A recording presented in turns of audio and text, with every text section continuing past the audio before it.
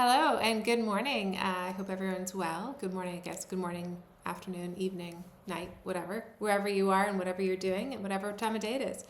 My name is Beth MacDonald Stone, and I'm an avid knitter and knitwear designer coming to you from the little island of Bermuda. And Luna, gosh, I'm backwards, says hello too. Anyways, hope everyone's well. Spring has sprung. It's still really chilly here. Yesterday I was wearing that sweater.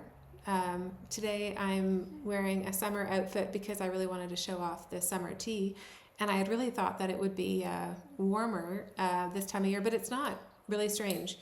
Monday was the solar eclipse, and while we didn't get much effect of that here in Bermuda, it was a really cold day. It was in the low 50s, which is sort of quite cold for us. So that was really funny. And that was all day. That wasn't, woke up really early. That wasn't just at the eclipse, which again, we were cloud cover and quite out of the line. But anyways, so unseasonably cool. I'm not complaining. I'm not a huge warm lover fan. And we sure get a lot of it here. So I'm savoring every last day before the summer heat hits. And yeah. And so for the summer heat, I'm prepared in advance. And this week's publishing pattern to be published, is this one. It's the Mid-Ocean Tee, which is my pattern highlight for this week. And it's really great. It's really actually a proper warm weather top. In Bermuda, we get really, really, really hot and humid. Summer's very hot. In the mid to high 80s and humidity of 90 something percent. So it's brutal and the sun is baking. And so I have a love-hate relationship with summer knits because I really find them pretty unwearable.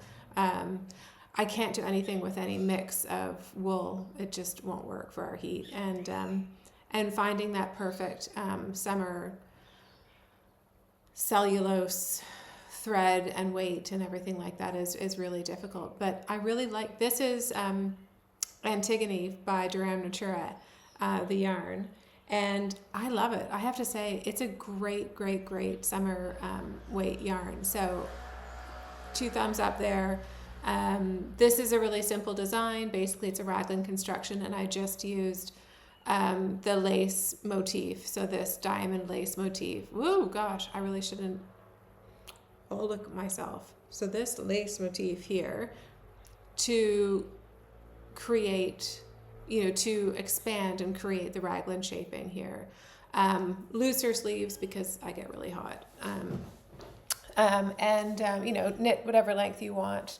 I knit it this length. I've knit it purposely to go with this lovely dress, which is an absolute summer favorite. It's like a wonderful gauzy cotton and one of my favorite colors.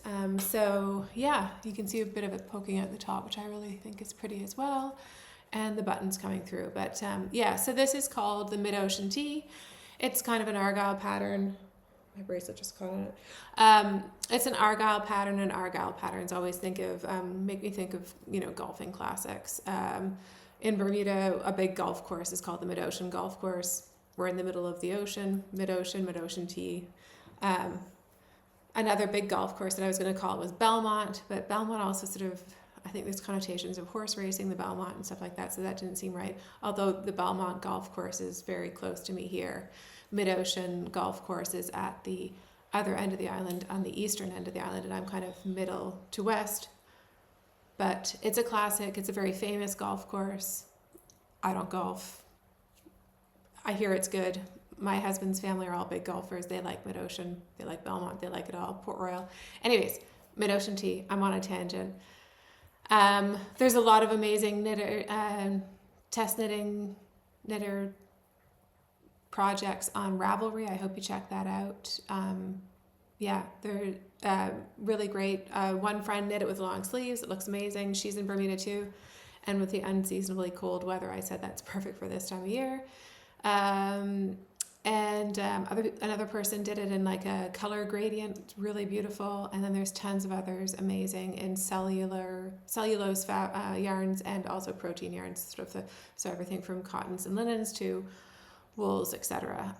Yeah, it works for anything, and I love it. The lace motif on the pattern is on the back as well. Feel free to include that or exclude that. You probably need to, follow the simple lace motif here for the raglan shaping on the back.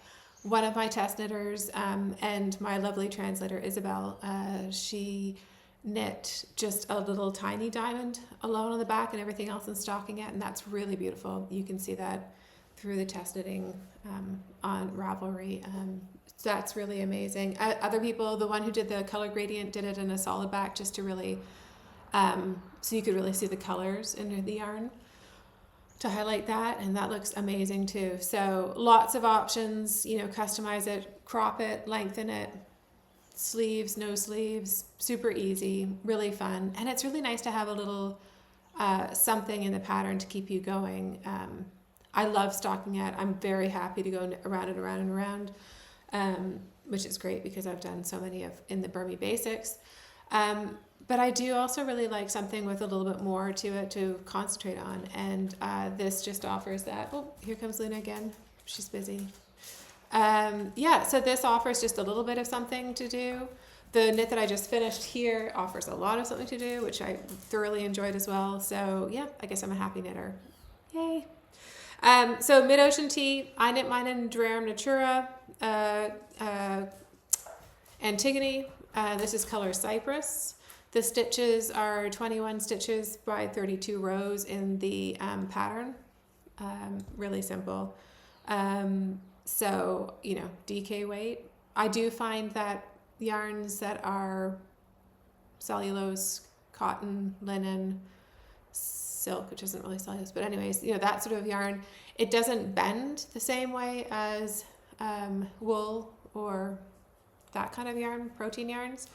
So I do find that the classic kind of DK weight stitches happen with a thinner yarn, is my experience. Just the way that the fabrics knit together is not as tight as with other fabrics. Wow, she's really busy. I wonder what's gotten her interested. I think she's looking for someone. Oh, I think my husband walked around the house too, and she's really confused. Anyways, so mid-ocean tee, this is it. I hope you love it. It's a great summer knit, and I think I have one other summer knit design in my head that I am ruminating over, using the same yarn. Love this yarn. For summer weight garments, and maybe I should do more conversation about that during the height of the summer when I can really remember what I really, really like. But I have to say, this is a favorite.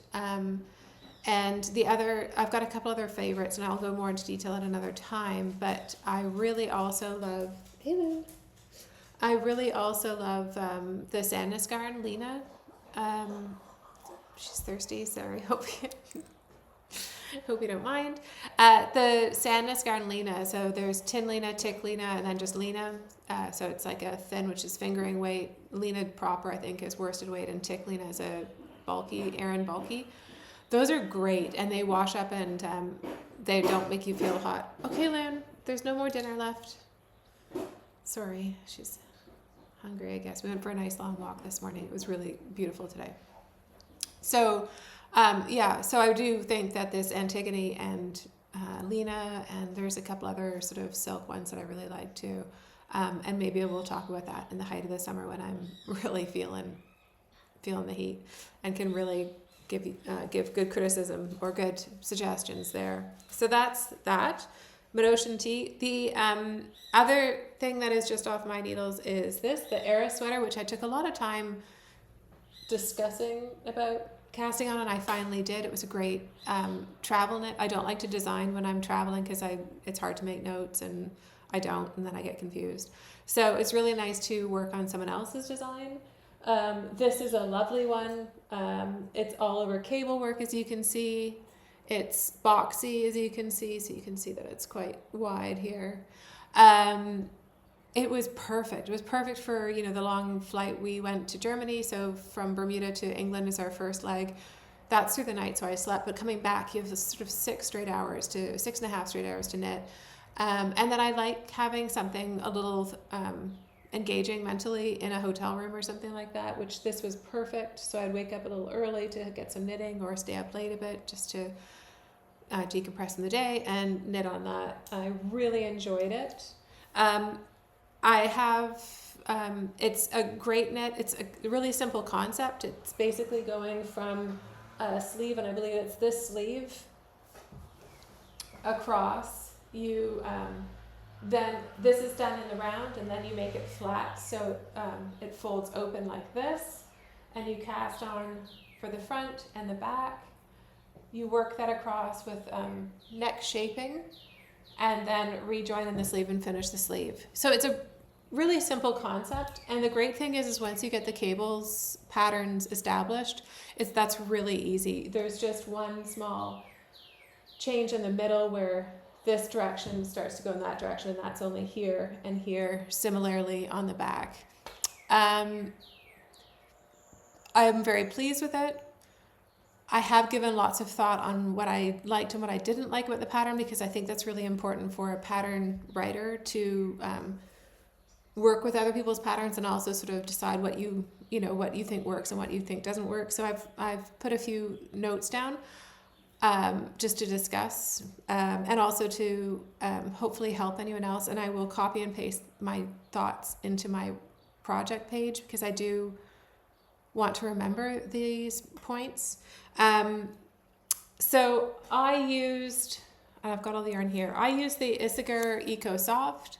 I've got one ball left and like a third. So I used just under 10 balls. I used knit this size 1. And this is color E2S. So it's sort of a marled gray, which I thought was really attractive. Very neutral, but goes there. Anyways, this yarn is a blown yarn in a chainette. So to join, it's very hairy. So to join, I'm sure you could split splice or felt it together. I didn't, because I was worried about the tension over the cables would maybe pull it apart a bit. So what I did is I just used tapestry needle and thread some of the old ball through a maybe 2-inch portion of the new ball, kept maybe 2-inch tails on either side, and just worked that in. So let's see if I can find the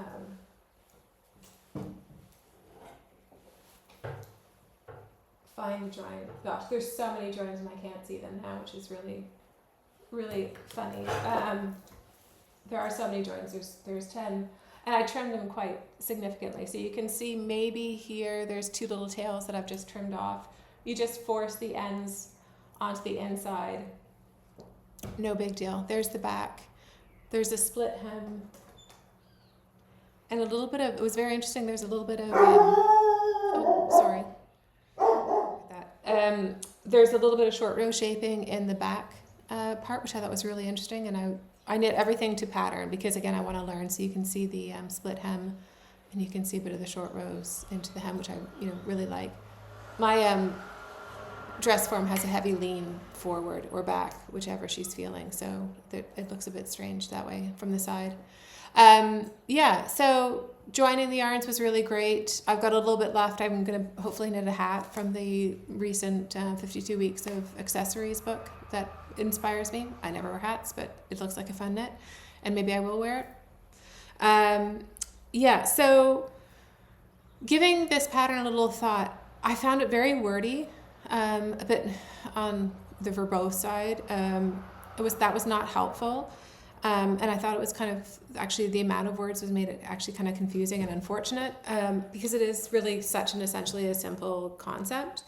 I'm very visual, so I really lean heavily onto graphs, schematics, charts, etc. like that. There were no schematics, and I really wish there had have been a schematic, because it was really vague to me on the difference between the sizes, and largely it was to do with the length. Width as well, but length too. And I think that could have been better articulated with a schematic, clearly. I was concerned about sleeve length because you are starting and ending at the sleeves. It's not something you can really adjust after the fact or see how it fits. So a schematic would have really helped. So that was one thing. The chart, there was a problem with the first chart, and the first chart is really where you get going off of and you learn the pattern repeat. And that was really unfortunate. So in the chart to begin with, it was minor, but it was with this very small cable here, where it looked like it was erratically cabled, sort of not erratically, but it was sort of like, it wasn't consistently every other round. It was sort of like every other round for one and then every fourth round for the next. So it's not as consistent as across the chest. So what I had to do is, I realized this, of course, as I got to know the pattern and what the designer was trying to tell me. And so I knit it properly across the chest, and then I had to mirror the other sleeve, the original sleeve on this side. Again, not a big deal, but kind of a bummer when you've got such a glaring problem with the first chart. Honestly, once you get through the first chart and you do the increases for each side and you get those cables set up, you don't need the chart anymore. And I'm not a chart whiz. I'm not sort of blowing smoke up my backside. It's so obvious what to do. The other thing I did that I thought was really helpful is I used stitch markers, and I'm going to hopefully put a picture here of my knitting where I put colorful stitch markers, and I'm going to flash my chart, and I don't think you're going to learn anything from this chart other than the colorful lines. So I used colorful stitch markers with the same stitch markers on either side of the sleeve. So I used a bright green for either side of the sleeve, and then between every cable, there was a different color stitch marker. So that really helped, especially when you're starting to, when it grows in width and it's quite a big, flat, wide piece, to just sort of remind yourself where you are until those cables are fully established. It also helped because it made me sit down and really study the cables more, so that it also helped familiarize it. So just really quickly, you can see here I've put colors. I don't think you can read the chart. I don't think I'm giving anything away other than a very quick tool. I found it confusing. I found it poorly written, and I'm not trying to be rude. So here, this is one, I mean, you're definitely not going to read anything, but I actually rewrote the chart myself, and you can see here these long green lines are the sleeves, and everything else is corresponding colors to the stitch markers that I was using. And I use the cocoa knits. I've got a good collection of them. They're really great. I find them very small, so they don't create any sort of gaps between your stitches, but the colors really help. And I really do use that a lot for, like, say, raglans, sort of helping you know where you are, whatever. I can zone out very quickly in knitting, and I think that's the joy of knitting, and I don't want to change that, but I also need cues to remind myself where I am and what I need to do. So that was really helpful, and rewriting the chart was kind of a pain, but actually I thought it was a huge tool to, again, redigest what I was doing. I started this before I went on the airplane, which was really helpful because I do find in tight spaces I can't think very clearly. I'm a bit claustrophobic. So once I had it all laid out and I was sort of merrily knitting along, it was a perfect travel knit. I don't know if I would have started it on a trip or not. Again, whatever. But let me refer back to my notes here just to make sure that I'm covering everything, because I do think that these comments could be helpful to someone. So the multicolor stitch markers were really helpful to me. And I think even semi or unconsciously, as you're going along and you're merrily knitting, you kind of know, oh, the pink one's here and now I need to do this. And even though you can look below, which is how I was really going. But, it's just another helpful cue in my brain. I do also think, so because you've knit the round sleeve, and then you knit it flat for the front and the body, and then you come back and you do the sleeve. So when you are finished, you have a panel that you're going to fold together and sew on the two seams down here on either side. No problem. Mattress stitch is the way to go. But The pattern has you take the cables right to the edge. So when you do mattress stitch, I would traditionally do it in the first stitch in. You can't really. You really need to do it like the third stitch in, because what happens if you do the first stitch, there's weird lumps and bumps, and I found one. I'm not going to go back and fix it. But there's strange, I think I might have, it's hard to show you. I had to really mess around with the sides to make them lie nicely, because you're going into like the third stitch before, so it ends up creating bulk under here, which I don't think it looks or hangs that nicely. I mean, I wore it yesterday and it looks great on, and my husband said I'm just being picky. But I think had the designer include a couple selvage stitches on the end, the grafting would have been a lot more seamless, and you wouldn't have the little bump of the end of a cable poking out the side.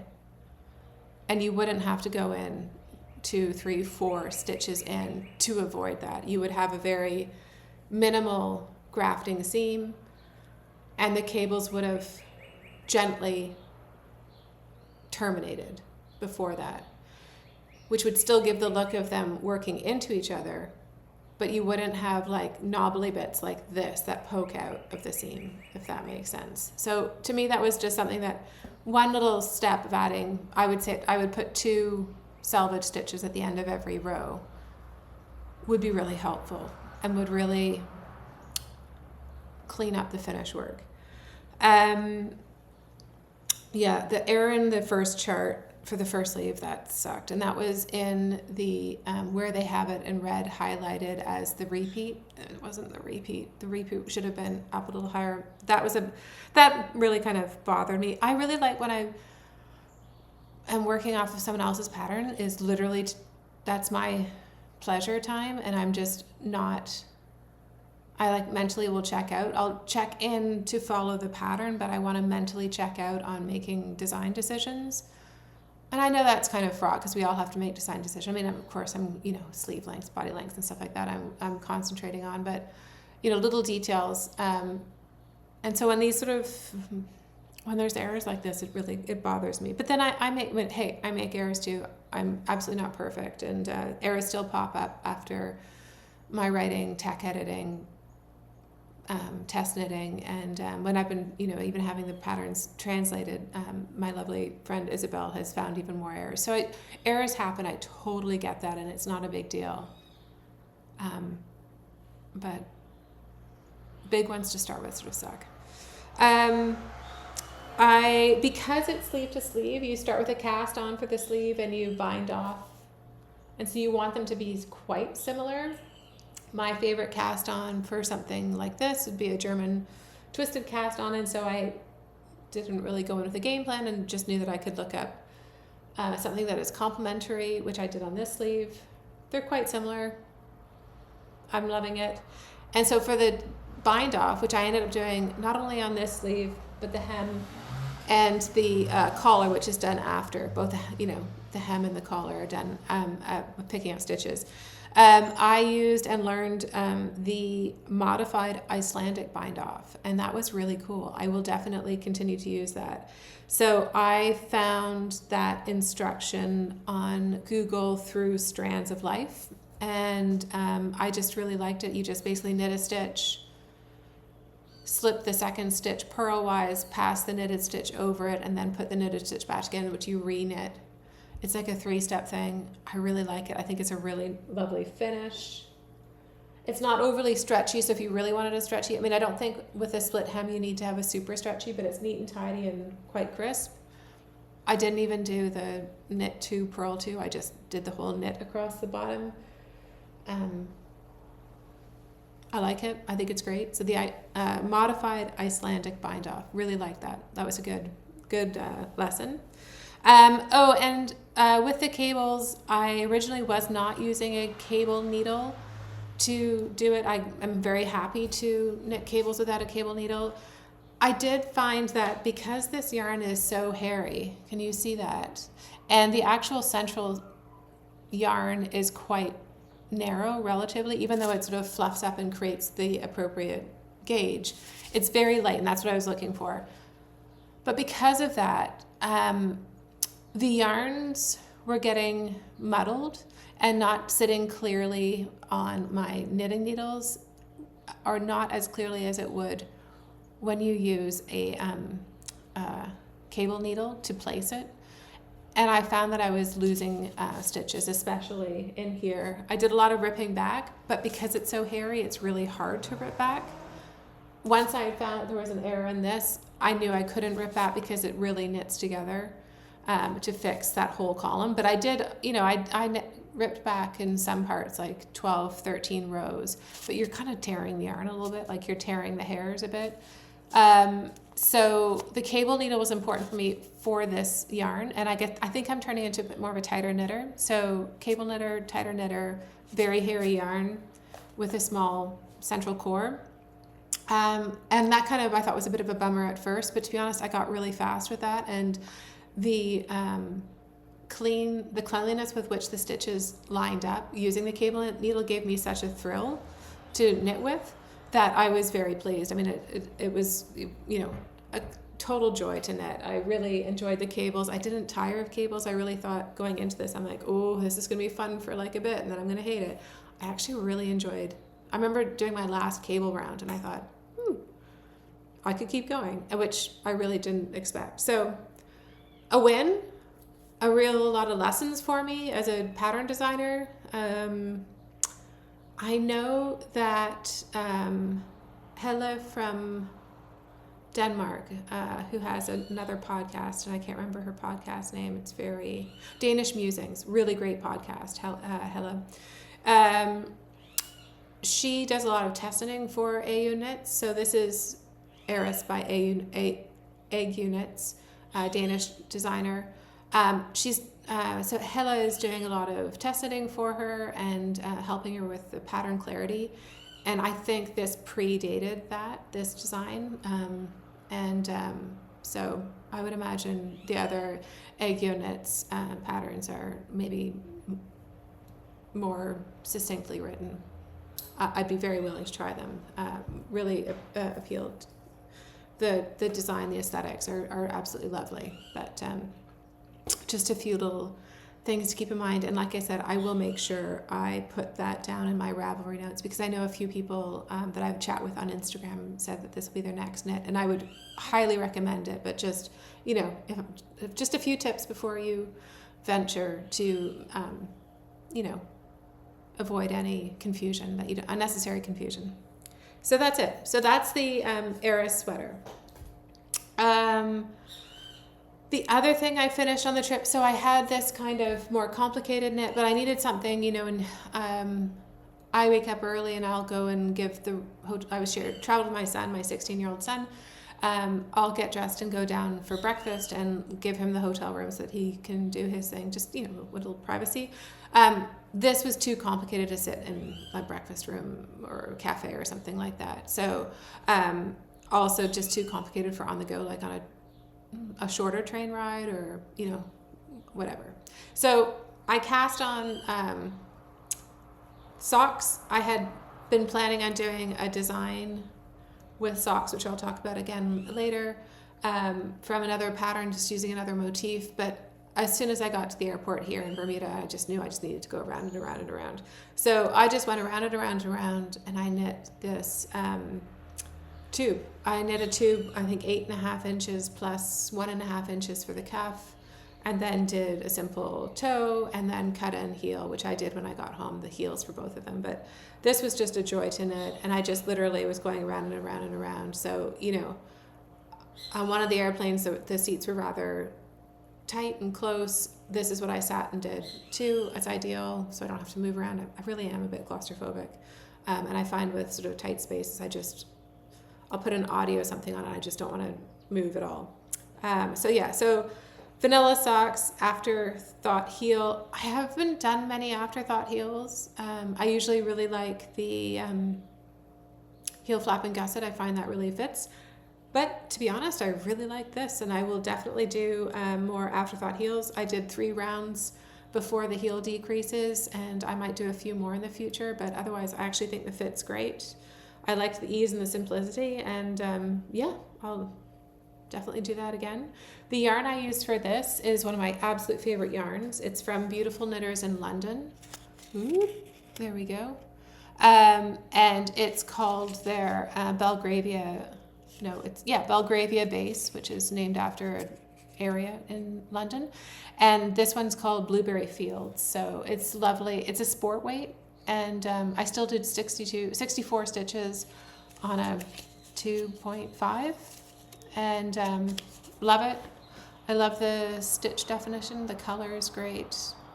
It's really one of my favorite yarns. And my good friend Priscilla gave me that yarn a year or two ago. So I thank you, Priscilla. I love it.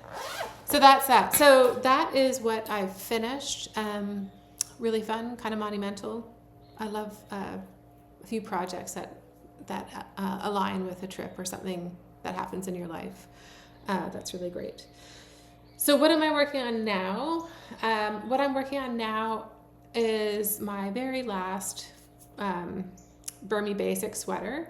I'm knitting the 16 stitch gauge, and I am using Biches, Buches, Gros, Silk, and Mohair. Let's see, how does this line up? Biches, Buches. This is one of my absolute favorite yarns. It makes an amazing uniform fabric, and super lightweight, super cozy. Sorry you can't really see much here, but yeah. Once it's blocked and everything too, it looks amazing. I leave markers here so that I can see where I am with increases. I've got 2 more increases to do until, and then just knitting the distance required between the collar and the sleeve divide. So I'll probably be dividing for sleeves either tonight or tomorrow on that. The color for this is lovely. It's called Lavande. And I like the sheen. Isn't that pretty? It's sort of silvery, sheeny, really lovely. I remember my grandmother having a beautiful, beautiful mohair winter coat, a long winter coat. And I always thought it looked so elegant. And yeah, I think that's what drew me to this yarn. So that is that. And the Bermy Basics patterns are coming along. Next time we meet, 2 more will be released, and that'll be the Bermy Basic 12 and 16, so I better get a wiggle on this one. Yeah, and then, so that's in 2 weeks. It's around May 25th. And then, April 25th, sorry. And then the first week of May will be the Bermy Basic 28 will be released. And then we'll be testing the last 2, which I believe is the 22 and 26. I've knit those a long time ago, so that's great, but I'll keep you posted on that. The Bermy Basic is just a really simple, it must be the neighbor lady across the street who Luna loves. Yeah, the Bermy Basic concept is, I think, a kind of a cool, fun one. It's a very simple sweater design pattern. A lot more than a recipe, but you can fill in with your own interests. With your own interests, as in you can fill it in. Some people have done a little color work on the yoke. Some people have done yarn overs for the increases. The increases are your choice, so whatever works better. And I do find that's really dependent on the yarn you choose. So this one I'm using Make One Rights. I find Make One Rights to be very minimal here, but sometimes you want to make a big deal out of the increases and make that a feature. So some people have done some lace, some people have done stripes, some people, but basically it's a sweater pattern, really simple sweater pattern that will be available from gauges 12 stitches per 4 inches or 10 centimeters all the way to 28 in increments of 2.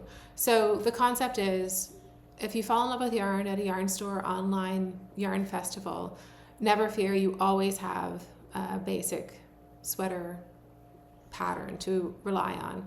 And then you can modify it or not modify it as you wish. And you can make your yarn sing. So hopefully by, and I don't want to give it a date because I should have it all written out. But anyways, by the end of the next few months, all 9 Bermy Basics will be published.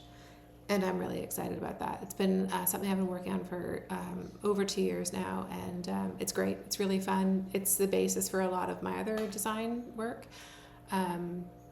It's a very flattering sweater, and just a basic foundation to riff off of. And so so that's the concept of that. So I'm working on my last one for this, but I know there'll be many, many more for me. And I'm really enjoying that. And Biches, Buches, Gros, Mohair and Silk is just stunning yarn. I got that when I was away, and I'll talk more about that later. So excited to cast on. I was meant to do, as I said, Glimmerview. So the Glimmerview sweater I took with me and wore it, and I loved it. It's just fantastic. It's cozy, it's big, it's I think smart looking, but still very kind of cozy and casual. So it's not dressy. I'm excited to cast on another version that will be a bit more dressy, and I'll make it a little bit more cropped, and using some Shibui Silk Cloud, which now we can get from Metal and Tosh, as you know, which is amazing. And this hand spun Cashmere fabric, Cashmere People Yarns. So I'm excited for that. So I'm going to cast that on just as soon as I split for sleeves on the Bermy 16. So hopefully by the weekend I'll have that cast on. And also with this motif, which is basically a traveling stitch motif. It's very simple, but I think you really could do it in 2 colors very easily. So I want to do a sock, and I'm using Les Garcons sock set that they had put together, and I'd love to make socks with this motif pattern. It won't grow like this because of course the growth of the pattern is to fit your shoulders, but so it'll just take one size and work with that. So that I'm excited to cast on as well.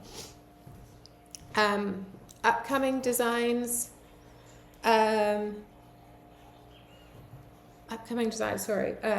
So as I said, the Bermy 16 and 12 will be published the 3rd week of April, and the 28th, the 1st week of May. The Glimmerview sweater, this one here that I was just holding up, has just gone into testing. So that's been sorted. Had a huge response for testers. So that's exciting, and so there'll be a lot of revision to the pattern, and also great suggestions for with other testers. So that will be published. I'm shooting for June 6th, and the Bermy Basic 22 and 26 tests will start around the 3rd week of April. So if you have a burning desire to knit the Bermy Basic 22 or 26, those are the last 2 that need to be tested, please email me below, knit@bmid.bm. It should be written right down here, along with all the other show notes and everything like that. So that's kind of everything knitting-wise. I'm going to talk really quickly about Germany and what I purchased in Germany, because there was a few knitting stores, and then leave today with some, just when we got back, it was lovely to go for a beach walk through the forest near the beach, and then the Bermuda longtails were out. And so let's pause now, and I'm actually not going to talk about the Germany trip too much. Actually, yeah, I'm just going to do a little slideshow. We went to Munich and Berlin. In Munich, we spent about 4 days in each city, but Munich was, we didn't spend a whole lot of time we spent some time in the city. We had a walking tour with a lovely guide named Stephanie, and that was amazing to learn about Munich, its history. It's the capital of Bavaria, and that was amazing. And the Bavarian monarchy has always been very important. So learning about that was amazing. Learning about the 30 Years' War, because that really was affected in the area around. The Roman Empire extended to just north of Munich, and so we went to visit there's a museum where they found ruins, which we went to see, and that's called the Lima Museum, Lima being limit in Latin. So that was sort of the northeastern limit. That was amazing. So quickly with walking tour of Munich, really enjoyed, I'll put pictures here then, that's what I'll do, pictures here. So walking tour of Munich. Munich is really beautiful. It's an ancient city, started around with a monastery. Monastery is not there anymore, but that's why the emblem for Munich is a monk. So very historic city. The royalty there was very influential, very wealthy. I'm sure we've all heard or seen the dreamings of Ludwig II. He was very eccentric and very aesthetic, and he built the beautiful castles that influenced Disney. So the Walt Disney castle is influenced by Ludwig II's castle, which is the Neuschwanstein Castle, and I'm sorry if I said that wrong. So we've learned about him and his family, sort of the palace in Munich. We learned a lot about more recent history, the last century in Munich, which is very interesting. The effect of war. Hitler, unfortunately, really loved that city and was seated out of that city. So that was part of our walking tour, and very interesting to see that the effects of the war, World War II, horrific. And the interesting approach that Munich took to rebuild in the same way as much as possible to the pre-World War II standards, which is amazing and very difficult because, of course, pre-World War II, the crafts detail, or not crafts, but the architectural details were so fine, and that they really rebuilt it, and that was amazing. You could really see it. We were staying in a rebuilt historic Bavarian mill. It was a mill and bakery originally that they had restored post World War II to be a hotel. That was fantastic, and we were right in the heart of old Munich there, and you really felt that you were amongst a very historic city, although of course much had been rebuilt. I found that fascinating, and I think it's interesting how the different communities approached things post World War II and the devastation. I didn't know that Michael Jackson loved Munich so much, and so there's a whole memorial to Michael Jackson outside a hotel that he liked to stay in, and apparently that's where he held his baby blanket at the window, whatever. But so that was sort of funny to turn a corner and see a huge Michael Jackson memorial thing. I'll hopefully show a picture here, and you can see that was pretty surprising. Also in Munich, we saw the traditional Bavarian dress everywhere. The men in their lovely lederhosen and women in their dirndls. Oops, I keep on getting caught. And that was really lovely. And went into a couple of the beautiful department stores downtown, good for washrooms, and good to look around. And I loved how each of them had a whole floor dedicated to traditional Bavarian dress. And wow, they were stunning and beautiful, and the detail and the craftsmanship, the embroidery. And then they would also present them with beautiful modern day shoes, very stylish shoes, beautiful, of couture houses that we know today, and handbags. So there's a handbag collection that I really like, the Anja Heinmark, which have the eyes on it. And so there's one display of a beautiful dirndl with the Anja Heinmark spring bag in woven straw on it, and it looked fantastic. It was so cool. So it was definitely part of the culture and the current day culture. We noticed that too when we were at Christmas in Salzburg, which is very close by. It's Austria, but at Christmas time in Salzburg, there was a lot of families going out for dinner and evening concerts and stuff, wearing a beautiful traditional dress with beautiful, beautiful furs and stoles, and amazing. So I love that part of the world is very romantic, and it's very sort of driven by the historic culture and stuff like that. So it was really wonderful to be a part of that. The science, so traveling with my 16-year-old son, he is an avid science nerd, he just can't get enough of it. And in Munich, there is an island, and that whole island is a science museum. Amazing. We didn't have a whole lot of time there. We had a couple hours. Love to go back. Half of it is under construction for renovation because, of course, these things always need to be maintained and the displays changed and, everything like that. So apparently that's going to be done in about 5 years, and I'm sure Oliver will do all he can to get back to spend a lot more time at the Science Museum. And we had an amazing tour guide who I couldn't believe knew so much about so many disparate parts of fields within the science sort of umbrella. And apparently he's, very keen, has I think a PhD in physics, and he has a photographic memory. And I just thought, oh my God, what a gift. Amazing. So that was fantastic. We drove one day north of the city of Munich to see Harburg Castle, which I'll put in pictures here. Harburg Castle was a very historic castle on top of a hill. Very important, sort of north of Munich, very important during the 30 Years' War and the Holy Roman Empire era, and was inhabited up until sort of fairly recently, I think the 70s and 80s. There's still the prince who is of the family who has handed it over to the government in a trust, but still is very much part of Harburg Castle today. It was beautiful. So it's a walled castle. It was very much made to be defensive, with a very, there's like a judiciary area. There's a dining area. There's a small area for the royal family. Very simple. Really beautiful. A beautiful church in there, and that was for the whole community to attend. So that was really amazing. It's in beautiful condition, and so there was the walled area of it. So there's a whole walled walk for the reinforcement of it and the everything like that. So that was amazing. We had a beautiful tour of that. Lots of fun.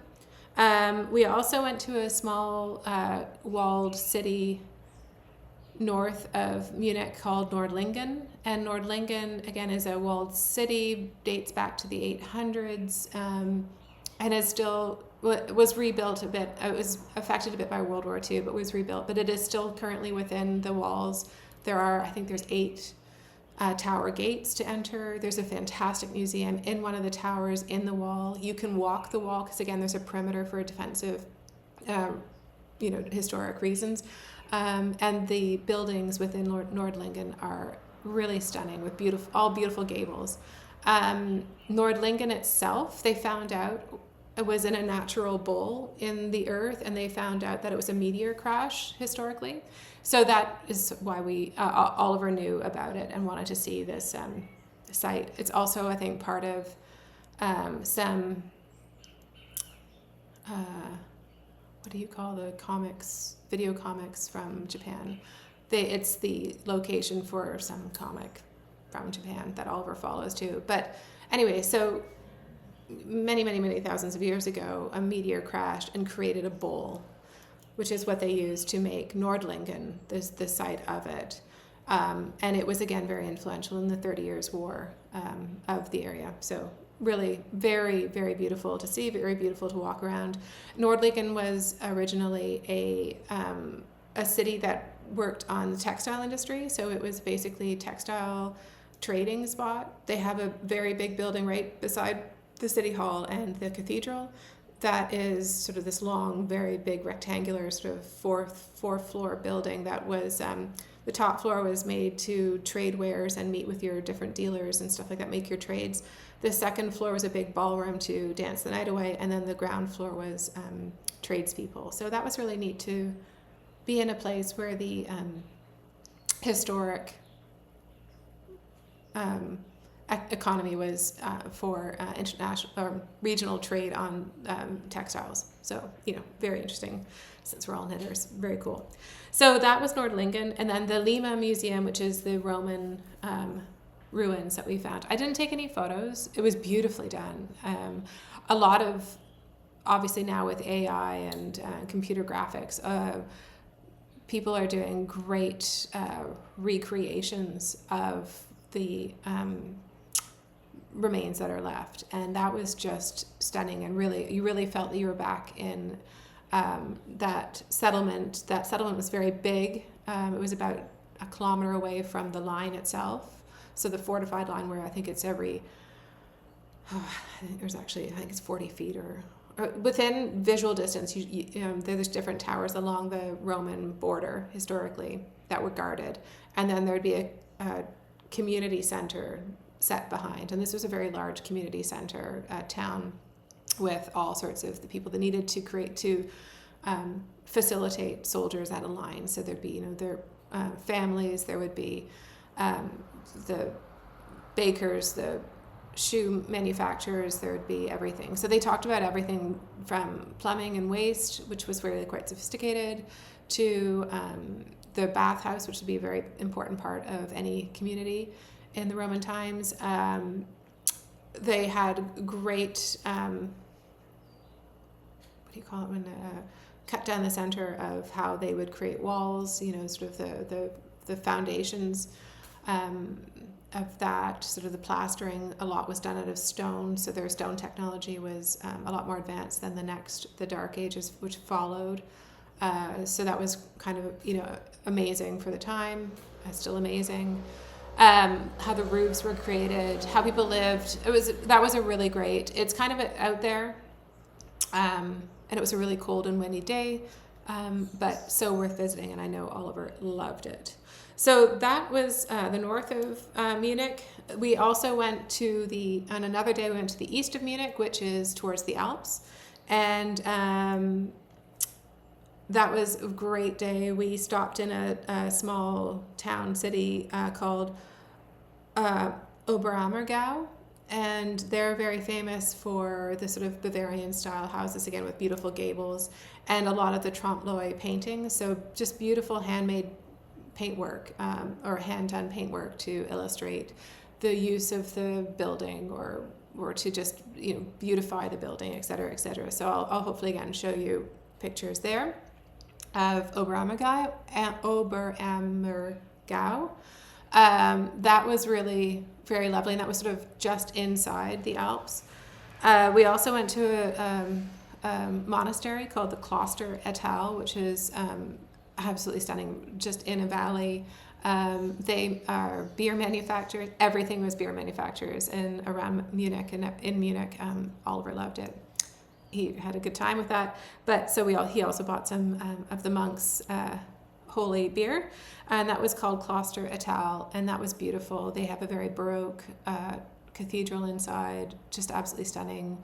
And we met one of the monks that are still living there. There's still only a handful left, but it's a beautiful facility, absolutely stunning. And the setting amongst the mountains, just incredible. The other parts of our trip into the Alps were to see Ludwig II's amazing castle. So Ludwig II was very eccentric, as I mentioned before, and a real aesthete. And so we saw his original home that he sort of was kind of imprisoned in. He had a very troubled childhood. He didn't like attention. He didn't want the royalty. He wanted to be left alone. He didn't understand cost of anything. So he was a dreamer, and he would work with people to build these palaces. But the castle that he grew up in was called Hohenschwangau Castle, and that is a very historic castle, and again, a fortified castle, yellow, on a hill. His family had been there for many centuries. Across the valley from that, he built his very famous Neuschwanstein Castle, which is the inspiration for the Disney castle. And that was just, it looks like I don't know if anyone's done sand castles, a drippy sand castle. It looks like a drippy sand castle on the side of the Alps, and it's stunning. We didn't get up into either those castles, but we did go to the Central Museum in the town in the valley, and that was really lovely to learn more about Ludwig II and his family, and before Ludwig, after Ludwig, and then post-World War II. Very interesting. We also went to another one of his palaces that he built, which was sort of, he had looked towards Versailles, and it's sort of a smaller version of Versailles, and that was called the Linderhof Palace, and that was really beautiful with beautiful gardens sort of surrounding it. He clearly had wonderful ideas and the pockets to build it, so hooray for him. Great for us to see. And then on that same day we had a lovely lunch, and it snowed. We had just gone over the border into Austria, so we were in the Austrian Alps, and we had lunch in a little, very casual, very local hunting lodge. The owner and her husband were there, and we chatted with other people in the room, very local. We didn't really chat much. We chatted through a translator because it was very German, but it was just really, really dreamy, and it was snowing outside, and we're having lunch, and Oliver's enjoying his beer, and that was really fun. So really fun time. Also in Munich, after that beautiful day trip to the Alps, we raced in because we were zooming out the next day to go north, and I had a few minutes at Die Mercerie, which is a knitting shop. I was pretty busted, exhausted, and we were really tight for time. I didn't buy anything, but I really enjoyed the shop. It's a beautiful space. There's a cafe in the back. I also went there because I wanted to look at Pascali Yarns, who I'm hoping to do some work with. And so they had a lot of their yarn collection there to look at, which I had a quick chance, and Oliver and I walked around. Very impressive. Die Mercerie, if you're in the Munich area, and if that's your local yarn store, wow, you're very, very lucky. That's very cool. And how neat to be able to just go and get a coffee and hang out. If we had more time, I know Ollie would have loved a coffee and a pastry and a few minutes off his feet, and I would have loved the free time to really have a good poke, but it'll have to be next time. So from Munich, we went on the train. Love train rides. We went up to Berlin. That was a pretty long train ride, but again, great. Got a lot of this done. Fantastic. And in Berlin, we that's so different from Munich. Obviously, we all know the current history of how World War II affected Berlin and the Cold War afterwards. And their approach, obviously, especially we were staying on the East Berlin side. We were staying right at the Brandenburg Gate. The Soviets didn't want to retain any romantic, historic structures that, glorified other thought processes. So those were not there was no effort to maintain them or rebuild them or whatever. So that created quite a different feeling than Munich, very different, 100% different. There was a lot of sort of big boulevards for strolling, the Unter den Linden and other sort of strolling, walking, militaristic pathways, which was really, again, important to see. It was important to see they've left some walls that are still damaged from the World War II and Soviet invasion. Really important to see how thoroughly the city was damaged. That was good. And we spent a lot of time walking from the Brandenburg Gate. There's a beautiful, beautiful Jewish memorial right near there, right behind our hotel. That's where all of the embassies are. And then the Reichstag is on the other side of the Brandenburg Gate, which is the sort of German government buildings, and then a huge park. We didn't get really much of a chance to walk through the park. That's in West Berlin side, but we did spend some time in the Jewish memorial. Again, stunning spot, very moving. And we walked sort of more into the city quite a bit. So that of East Berlin, which would be walking towards the Museum Island, which we spent a lot of time on when we had free time. It's an island completely dedicated to museums. So they have museums for the National Museum, which is sort of 18th and 19th century art, German art, fantastic. I enjoyed that. There was the new museum, which is sort of Egyptian, new as in context of when it was built, still old, still from the 1800s, but it was newer than the others. Oliver enjoyed that. That was Egyptian art. We both went to a really beautiful display that was incredible. I've never seen anything like it, and that was called the Pergamon Panorama. And it was a modern building just on the other side of the island, because anyways, they're renovating some of the other older buildings. But the Pergamon panorama, an artist studied the Pergamon ruins, which are in Turkey, and studied the buildings and the everything, and did a massive 360-degree panoramic artwork using computer graphics. And it's multi-story high. So in the middle of this room, you have like a 4-story stair situation to go up, and you are a part of the life in Pergamon. So you have the theater on one side, and they were greeting Hadrian, and they were setting the stage for a theatrics or a performance, a temple, the artisans coming down one side, the shrine and offering area.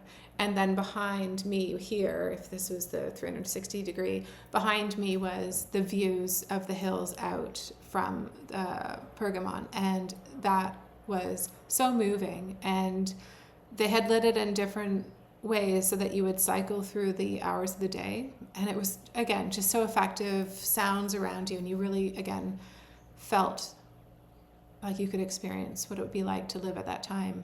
Very similar, but on a much smaller scale, at the Lima Museum. And I just love that sort of three-dimensional, all-encompassing sensory experience. It was really, really amazing and really educational. So that was amazing. Let me just look back at my little list. We also went into the city area, more into the central of East Berlin, and saw a lot of the really lovely kind of courtyards and whatnot between the buildings.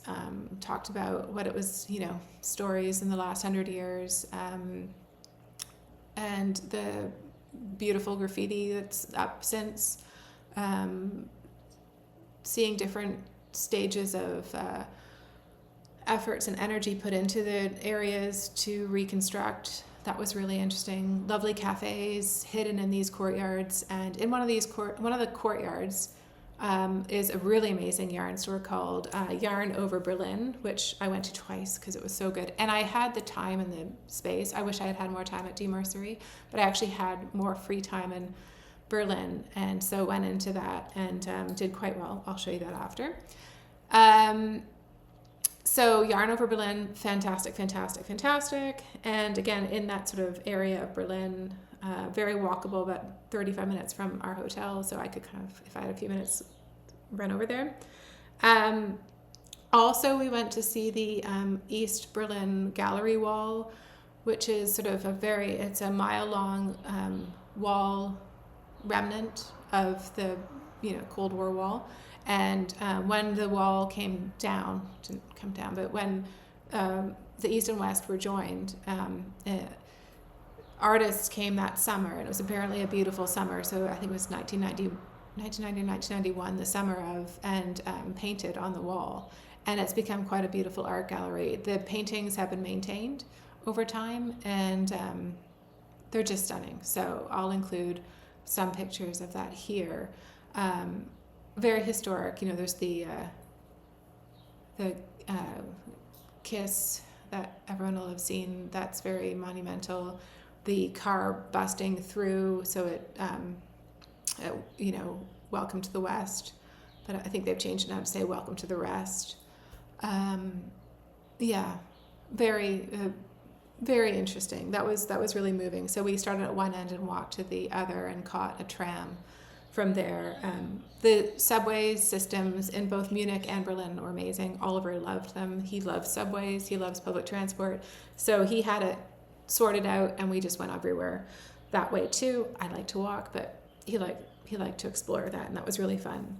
The other thing that we did in Berlin, which was interesting, we went to a tour of a nuclear shelter, which they had built during the Cold War. And and we went to two. Those were really interesting. I don't think they would have worked, but it was interesting to see. They're basically in spaces around subway train stations or above the subway line.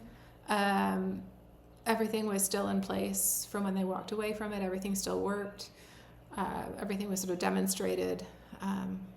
And apparently after, it wouldn't have withstood these centers were for fallout, not for actual impact. So they couldn't withstand any impact, but were designed for fallout, and were designed so that you could stay in there for a couple of days to avoid the fallout, and then buses would come to take you to a cleaner area. So interesting to see. Amazing that any effort was put into building them. I guess they had to have some backup plan. I don't know. Plan B didn't seem too good for me, but whatever. It was cool. In today's world. Anyways, very interesting, very enjoyable, very educational, the whole trip. And that was the whole point of the trip. When Oliver and I travel, which we have historically done every year until COVID, and then things were shaky with travel. We didn't want to do connecting flights for a couple of years after COVID. The focus is on education. So we are filled with tours and learning and museums and stuff. And this was no different. We learned a lot. We saw a lot. It was really good. We also saw a lot of great opportunities. I'd be curious if Oliver would be interested in applying to university. Maybe Munich has a lot in the sciences. Oliver's doing university applications next year. I think, neat to see, because very cool, very dynamic, lots of options. We also went one day to Hamburg. We went by train. That was very beautiful city. Again, completely different. They didn't really make a huge effort to rebuild after the war, so there's a lot of modern buildings in the downtown core. It's a very, I would say, very much an area of Germany influenced by Scandinavia. It's sort of there's trains that go right to Copenhagen or to Denmark from there, so there's a very, very much a Scandinavian influence. Our tour, we had a walking tour there as well. It was very wet that day and very cold. And so it was sort of cut short, and we ended up sitting in a cafe and kind of finishing the rest, unfortunately. But it just was too difficult. But she was Swedish and Finnish herself and German. So, very much, again, quite different from Berlin and very different again from Munich. It's a port city with a lot of canals and a huge port. The history of the city having been settled by Scandinavians originally, and then the Hammer or something or other, so that's why it's, and they built a castle, Hammerborg, so it became Hamburg. And then it became a very important port city and very important to all of that part of Europe and Germany. So that was really interesting. When there, we went to see an amazing presentation called the Miniature Wonderland. So it's this in the warehouse district, so the original port area. In the industrial age, they built this warehouse district to lift goods off of the ships, which were a lot smaller, and it wasn't containers, it was packages. So it was, pre-container ship. This warehouse district was built, and unfortunately, it's not really needed anymore for the port. The port's moved out further from the city. You can see it in the distance.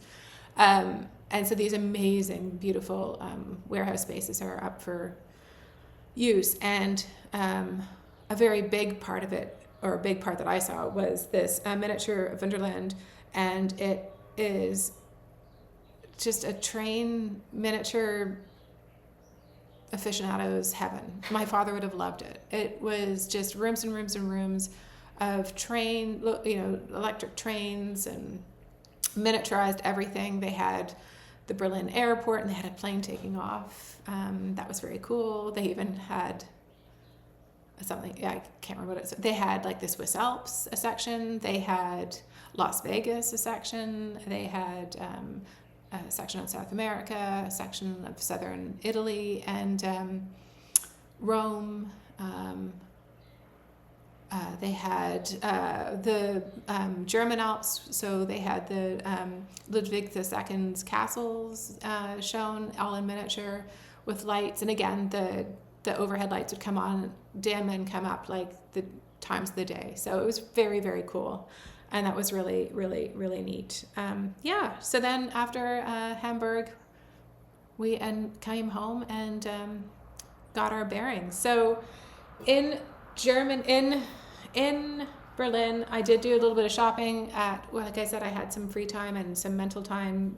I had sort of done a bit of a list before, so I knew I wanted to get the Biches Buches, Le Gros Mohair and Silk, which I did.